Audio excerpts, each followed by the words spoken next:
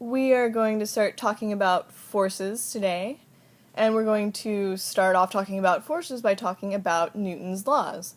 Y'all are all probably familiar with Newton's laws. It might have been a while since you've talked about him, so just as a refresher, Newton's first law is an object in motion or at rest will remain in motion or at rest until acted on by an outside force. It's a very wordy law, so let's break down what it means. First, what do we mean by an object in motion? Is it any kind of motion, like bouncing up and down, like going in circles? No, it's a very specific type of motion. When we say in motion, we mean that it will remain moving at the same speed and the same direction. So what this is saying is if we had a ball and we rolled it on the ground, it would continue rolling in the ground without changing in direction at a constant speed until something acts on it. This isn't really what we see happening in our day-to-day life, and the first person to kind of explain what was happening was a guy named Aristotle. So he said that heavy objects have a tendency to come to rest because their natural place is in the earth, and once it returns to the earth, that's where it wants to stay. It was a great idea, it worked for a long time, but when Galileo and Newton came around, they realized that this idea of heavy things wanting to stay close to the earth wasn't actually the case, and they pretty much invented the happy little physics world that we use in class every day. So in physics world, the ball does glide without friction forever and ever without changing direction and without losing speed. It's a very nice place to live in. So, this law is also called Newton's law of inertia. We should probably define inertia. It's a fuzzy word. Our friend Bill Nye tells us that it's a property of matter.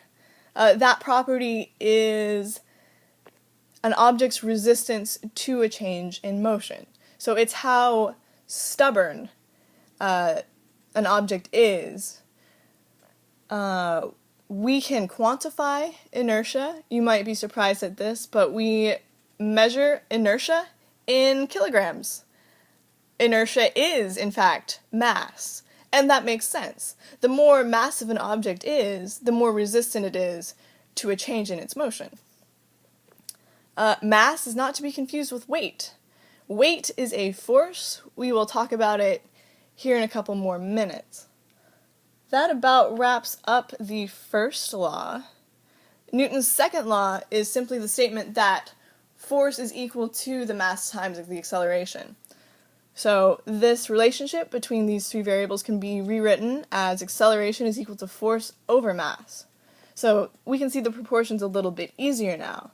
If I increase my force, I'm going to experience a larger acceleration. That makes sense. If I increase my mass, if I increase my inertia, my resistance to motion, I'm going to experience a smaller acceleration. This is the equation that is going to be our bread and butter over the next few days. Its sum of the forces is equal to mass times acceleration. That funny little symbol in front is called sigma. It's a Greek letter. It means the sum of. So it's going to be essentially force 1 plus force 2 plus any of your other forces is equal to the mass of the object times its acceleration. So let's draw a picture real quick. A very brief example. We will have lots of practice of this in the coming days. When we draw a picture and we draw all our forces and we label them, this is called a free body diagram. So here I have a box sitting on the ground. The force of gravity is pulling down at 10 newtons. So a newton is a kilogram meter per second squared. You can get that just from looking at the equation. Well, force is equal to mass times acceleration. The units for mass are kilograms. The units for acceleration are meters per second squared. So these two units put together, we shorten it, we call it a newton. So gravity pulls down at 10 newtons. The floor pushes back up at 10 newtons. We'll talk a little bit about that when we get to Newton's third law. Let's say that I pull on the box with a force of 20 newtons, and that I'm pulling it across carpet, and there is friction, and that is 5 newtons pointing in the direction opposite of the motion. So, sum of the forces is equal to mass times acceleration. I have 20 newtons to the right and 5 newtons to the left. You can probably see where this is going. This is why it was important for us to break down vectors in projectiles. We did it with velocity there. With forces, we're going to have to do the same thing, breaking it up into the x and y. Luckily, in this case, in the y direction, my force of gravity and my normal force, the force of the floor on the box, cancel each other out, so plus 0. It's just, the total forces here are just 15 newtons to the right. We can find the acceleration based on these forces. 15 newtons is equal to the mass of the object. Oops, I typoed. The mass of the object is 1 kilogram, and the acceleration is 15 meters per second squared. So that's a pretty hefty acceleration there. But this is essentially how we will be setting up a lot of our problems and solving for acceleration. Now on to the most famous and most misunderstood law, Newton's third law. For every action, there is an equal and opposite reaction. That's very ambiguous wording. What on earth do we mean by that? Well, by action, we mean force, and by reaction, we mean another force. Essentially, what it's saying is that forces always come in pairs. So, say I'm going to push on a box. I push on the box. This is the action force. It's the force of me on the box. And then as a reaction force, the box is going to push back on me. So the action force is me on the box, the reaction is the box on me. It makes sense. Let's look at another example. Oh, just kidding. So the forces are equal in size, but opposite in direction. You can see that from the arrows there. Okay, now on to the next example. A ball falling, just falling straight down. Well, we can see that the only thing acting on it is gravity. We learned that in projectiles. The only thing acting on it is gravity, and it only acts in the y direction. So the acceleration there is 10 meters per second squared. So this force is equal to the object's mass times gravity, which is the 10 meters per second squared. This, by definition, is the weight. Now, if forces always come in pairs, what is the reaction force in the system? What causes weight? Well, it's gravity. Well, where does that gravity come from? It comes from the Earth. So, if the weight is the force of the Earth's gravity acting on the ball,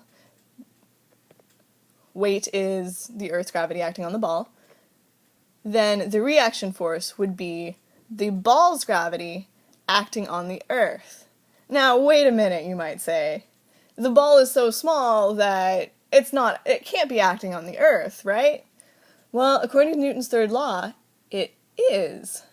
So notice that the reaction force is the ball on the Earth. The action force was the Earth on the ball. So how come we don't feel it when we toss balls in the air? Why don't we feel the Earth accelerating upwards to meet the ball? Well, the ball is tiny compared to the Earth. The Earth is something like 24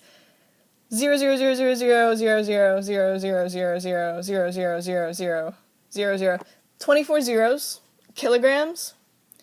So the acceleration experienced by the Earth in response to the ball is tiny.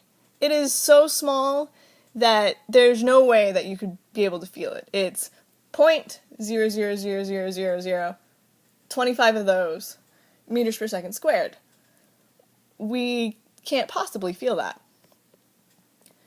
So in both these examples, the action force was, for the first one, it was me on the box.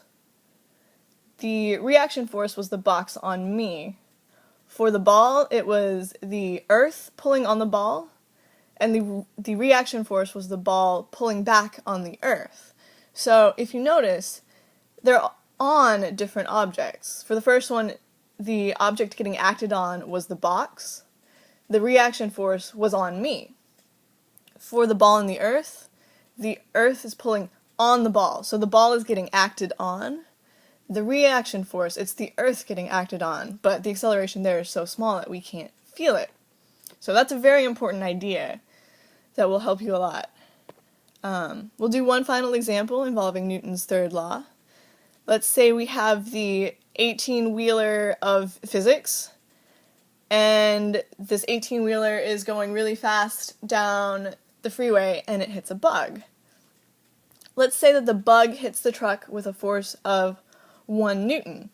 What is the responding force? What is the force of the truck on the bug?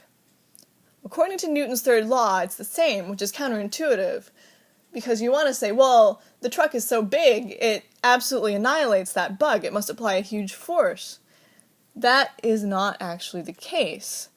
The force on the truck, the force of the truck on the bug is indeed 1 Newton, according to Newton's third law, but the reason that the truck doesn't even feel the bug is because force is equal to ma.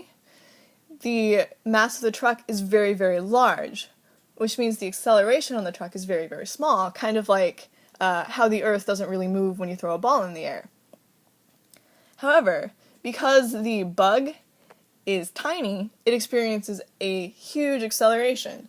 So it's kind of like the common saying, if you fall off a building, it's not the fall that kills you, it's the acceleration at the end. So what our bodies feel is a change in motion. You've experienced it if you're in a car and you turn, you kind of sway the other way because you want to keep continuing on in the same direction that you were. It's kind of the same idea.